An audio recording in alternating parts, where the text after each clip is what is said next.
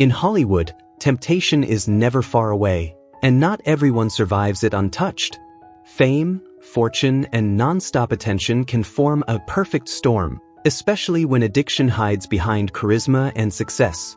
For some stars, what began as thrill-seeking slowly morphed into something far more dangerous, shattering relationships, staining reputations, and derailing entire careers.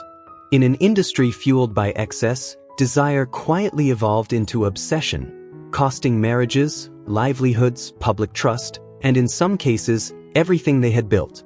From explosive scandals to silent personal collapses, these are the stories of 10 black actors whose battles with sex addiction left deep and lasting scars. These aren't just headlines or gossip, they're cautionary tales about fame, vulnerability, and the devastating price of silence. Terry Crews.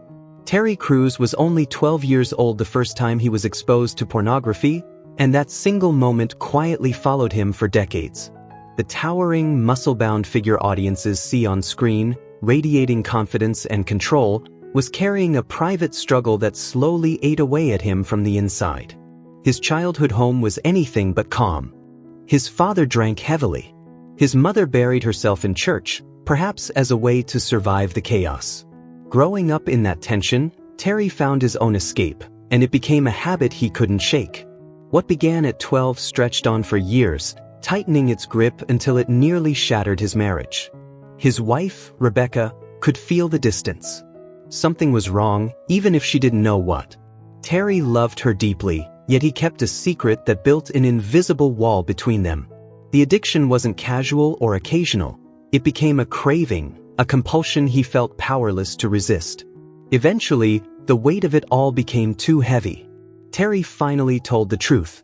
The conversation was raw, painful, and terrifying. Rebecca had every reason to walk away, but instead, they chose to fight together. Therapy followed. Healing took time. Trust had to be rebuilt piece by piece. Today, Terry Crews speaks about it openly, without shame or euphemisms. On national television, he says it plainly, "I was addicted to porn." No whispering. No dodging the truth. He believes that if his honesty helps even one person feel less alone, then the discomfort is worth it. His story is a reminder that addiction doesn't care how strong, successful, or famous you are. It can take hold of anyone. And as Terry learned the hard way, it's not a battle you can win alone. You need help, and you need honesty with the people you love. Kanye West. Kanye West's struggles didn't begin in the spotlight. They started before he was even old enough to understand what he was seeing. He was just 5 years old when he came across one of his father's Playboy magazines lying around the house. An age when most kids are glued to cartoons or playing with action figures. Instead, Kanye stumbled into something his mind wasn't prepared to process. He said himself that moment left a deep mark. In interviews, Kanye has reflected on how that single exposure shaped his thinking, his behavior, and many of the choices he made later in life. Let that sink in. Something you see at 5 years old following you into your 30s, 40s, and beyond. As he grew older, pornography stopped being a random curiosity and turned into a habit he struggled to control. Kanye has spoken openly about how society treats porn like it's harmless, like it's just normal background noise. But for him, it wasn't harmless at all. It affected his relationships, distorted his views on women, and complicated his understanding of intimacy. What started as childhood exposure became a pattern that quietly grew stronger over time. Eventually, Kanye says he turned to God for help. His faith, something he's been increasingly vocal about, became a lifeline. He credits Christianity with giving him the strength to confront and fight his addiction. In a culture that shrugs porn off as no big deal, Kanye has taken a firm stand against it, calling it destructive despite how normalized it's become. Kanye West has been controversial for countless reasons. But on this issue, he's remained remarkably consistent. He wants people to understand that what seems harmless, especially when children are involved, can plant seeds that grow into lifelong struggles. His early exposure created cycles he had to work relentlessly to break. What makes Kanye's story especially compelling is how he zooms out from his own experience. He doesn't just say, "I had a problem." He warns about how easily kids can access this content today, how unavoidable it's become and how damaging it can be to a developing mind. Whether people agree with Kanye or not, his raw honesty about a struggle that began in childhood has helped others recognize similar patterns in their own lives, especially those who learn to cope with inner turmoil in quiet, destructive ways. Jenifer Lewis. Most people know her as the sharp-tongued grandmother from Blackish. But her real-life story is far more complex than anything written for television. In her 20s, while building a career in theater, Jenifer was fighting a battle she didn't yet have a name for. Bipolar disorder. She didn't know she was ill, only that her emotions surged and crashed like a runaway roller coaster. When the highs hit, she felt unstoppable, electric, invincible. And she chased that feeling the only way she knew how at the time, through sex with attractive men. In her memoir, Jenifer described herself as a fierce cocktail of Cleopatra, Pam Grier, Marilyn Monroe, and Jezebel all wrapped into one. After stepping off stage to thunderous applause, she would be flooded with adrenaline and euphoria. Then she'd find a handsome man to stretch that high just a little longer. Looking back, she now understands that sex wasn't indulgence, it was medication. Self-medication for a mental illness she didn't yet understand. Those encounters were never really about intimacy or pleasure. They were about survival, about trying to feel balanced, trying to quiet emotions that swung violently without warning. Getting real help took years. Her therapist spent 5 long years trying to persuade her to take medication for bipolar disorder. 5 years. Jenifer resisted, unwilling to accept that something in her brain needed medical treatment. Maybe she thought she could control it herself. Maybe she was terrified of what psychiatric medication would mean. But when she finally agreed to try it, everything shifted. For the first time, she saw her past clearly. Her behavior hadn't been reckless freedom, it had been symptoms. With her mood stabilized, the need to chase emotional highs through sex disappeared. And for the first time, Jenifer Lewis wasn't just surviving, she was finally in control. Nicole Narain. Nicole Narain.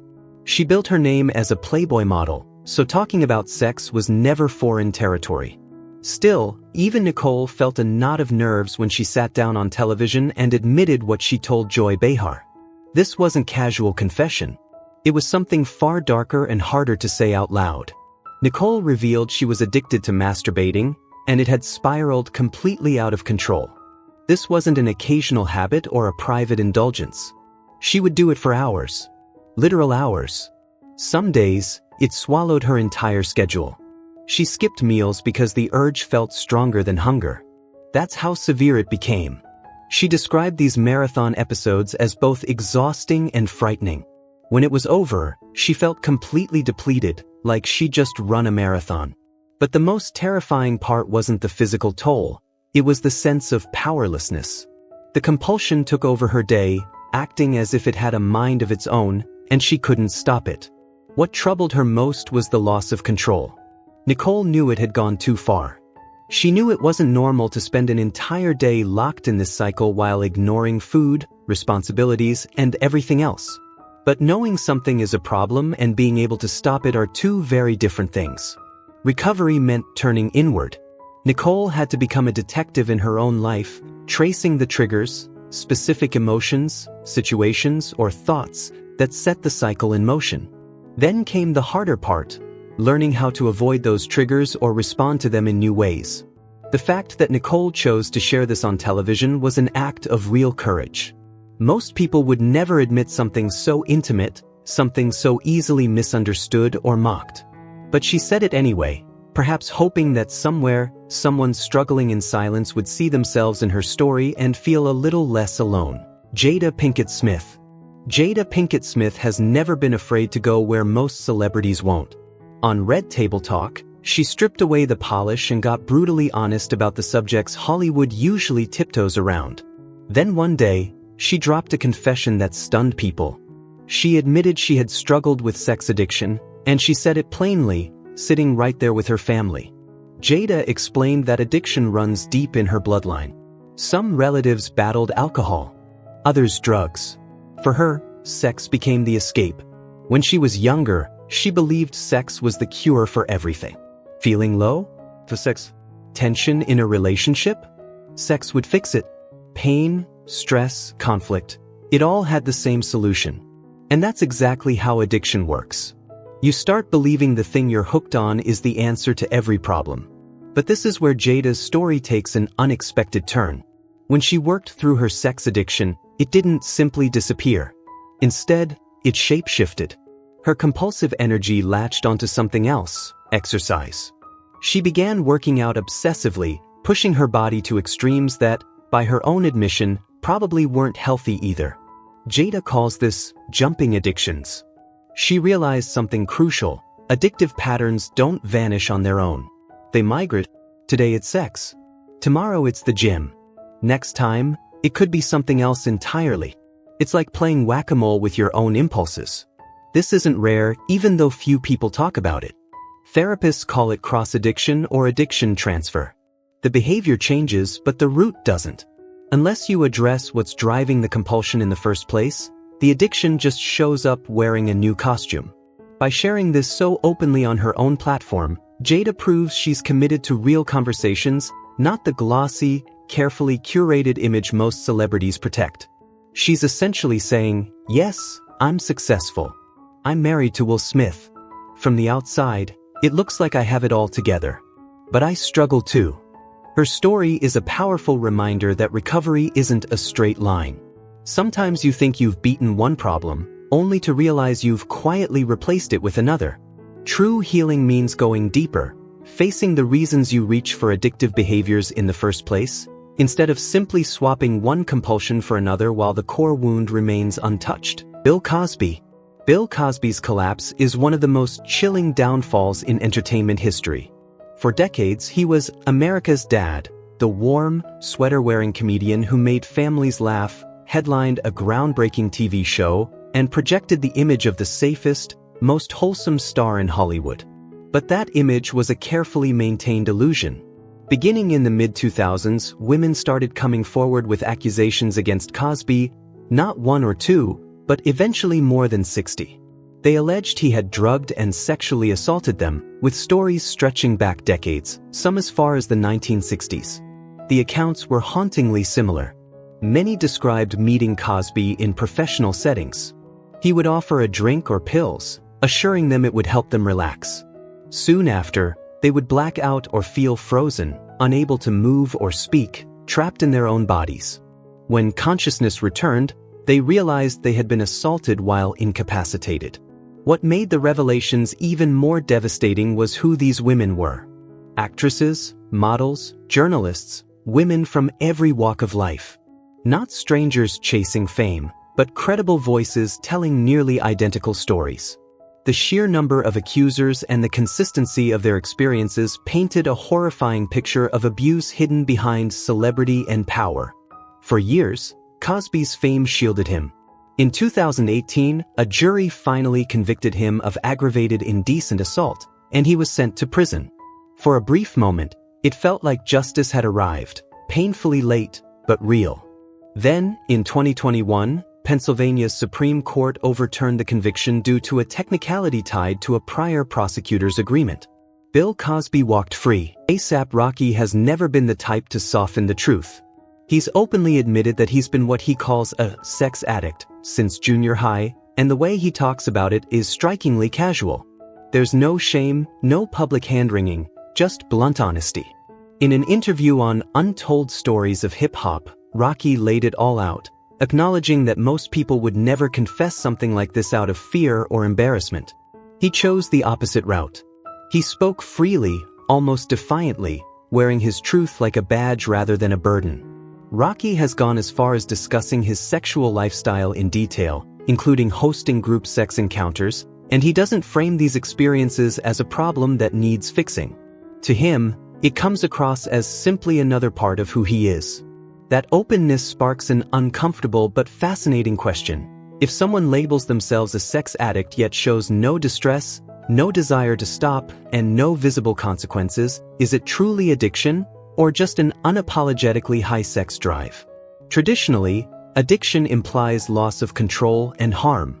Publicly, at least, Rocky doesn't seem trapped by it. Instead, he presents a version of himself that challenges where we draw the line between excess enjoyment, and addiction itself. Andra Day. Before stepping into one of the most demanding roles of her life, Andra Day first had to confront herself. She was preparing to portray Billie Holiday, one of the greatest voices in American music and one of its most wounded souls.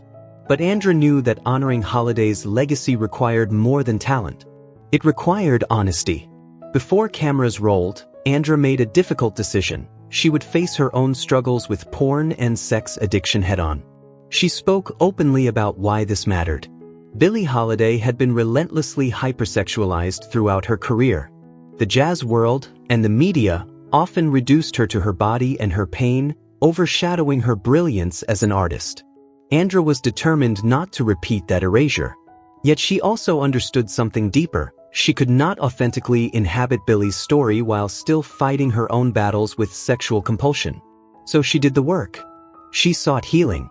She addressed her addiction and her unhealthy patterns before filming ever began. It wasn't about becoming perfect. It was about becoming healthy enough to tell the truth about Billie and about herself. What makes Andra Day's confession so powerful is how she framed it. She never presented her struggle as something rare or shameful. Instead, she acknowledged that many people quietly wrestle with the same issues but feel too afraid to speak up. In doing so, she sent a clear message: you're not alone, and there is no shame in asking for help. Coming through the other side of addiction gave Andra a new understanding of femininity and sensuality, one rooted in choice, agency, and self-respect, not compulsion or performance. She described how different it felt to explore those parts of herself from a place of control and clarity, rather than being driven by addiction. By the time she finally took on the role of Billie Holiday, it meant something deeper. Andra wasn't just portraying a legend, she was honoring Billie's strength and the quiet power of femininity itself. Not the version society sexualizes and exploits, but something far more authentic and enduring. Andra Day's story is one of rare self-awareness and integrity. Faced with a career-defining opportunity, she didn't rush forward blindly. She paused, chose healing, and put her well-being first. Delaying a dream role to confront personal demons isn't easy, but it is an act of courage and of profound honesty. Sean Combs, better known as Diddy, now stands at the center of some of the most serious allegations on this list. What once lived in rumors and hushed Hollywood whispers has erupted into a criminal case so explosive it stunned even those accustomed to the industry's darkest secrets. His former girlfriend, Cassandra Ventura, known professionally as Cassie, took the stand and delivered testimony that left the courtroom shaken. She described years of disturbing behavior, alleging that Diddy orchestrated what he called freak-offs. These were not wild parties or consensual excess. According to Cassie, they were meticulously planned sexual encounters where she says she was coerced into performing sex acts with male escorts Diddy personally hired and paid. Her testimony was painful to hear. Cassie told the court she felt trapped, emotionally bound by love and desperate to please the man she cared for. She said she went along with his demands even when they left her deeply uncomfortable, humiliated, and ashamed. She described hotel rooms destroyed after marathon sessions, the overwhelming sense of disgust, and the emotional toll of feeling she had no real choice. Some of the allegations were especially disturbing. Cassie testified that Diddy urinated on her or instructed sex workers to do so. She said he paid these escorts thousands of dollars in cash afterward, while hotels were left with massive repair and cleaning bills due to the damage caused during these encounters. When prosecutors asked if there was anything she enjoyed about these experiences, Cassie broke down in tears. The only thing she could bring herself to say was that she cherished the moments spent with Diddy himself, not the acts she was pushed into, but the fleeting time with the man she loved when he wasn't making demands. This case goes far beyond personal struggles, addiction, or reckless behavior. Federal prosecutors have charged Diddy with sex trafficking and other serious crimes, alleging that he used his wealth, power, and influence to control, intimidate, and coerce others into sexual situations against their will. This is not a story about compulsion. It is about alleged criminal conduct, manipulation, and abuse. Multiple women have now come forward with similar accounts, painting a pattern of systematic exploitation where power imbalances made victims feel unable to say no or walk away. Prosecutors argue that violence, fear, and financial control were used to traffic individuals for Diddy's sexual gratification. Diddy has denied all allegations and remains legally innocent until proven guilty. Still, the testimonies presented so far have been detailed, emotional, and strikingly consistent. The case has become one of the most high-profile examples of how unchecked power can spiral into something criminal and profoundly damaging to those caught in its shadow. Chris Brown. Chris Brown's story is one of the hardest to tell, because it isn't just about self-destruction, it's about harming someone else. In 2009, Chris was dating Rihanna. They were young, wildly famous, and seemingly untouchable. To the public, they were pop royalty. But behind the spotlight, everything unraveled in a single night. After a party, the two got into an argument inside his car. The reason was painfully simple and tragically familiar. Another woman. Chris had been texting her, and Rihanna found out. What happened next stunned the world. This wasn't a heated argument that got out of hand. Police reports detailed severe injuries. Graphic photos later surfaced, revealing the brutal reality of what Rihanna endured. The images erased any doubt. Chris had assaulted her. Eventually, he pleaded guilty. The court sentenced him to 5 years of probation, along with community service and mandatory domestic violence counseling. Many assumed that would close the chapter. It didn't.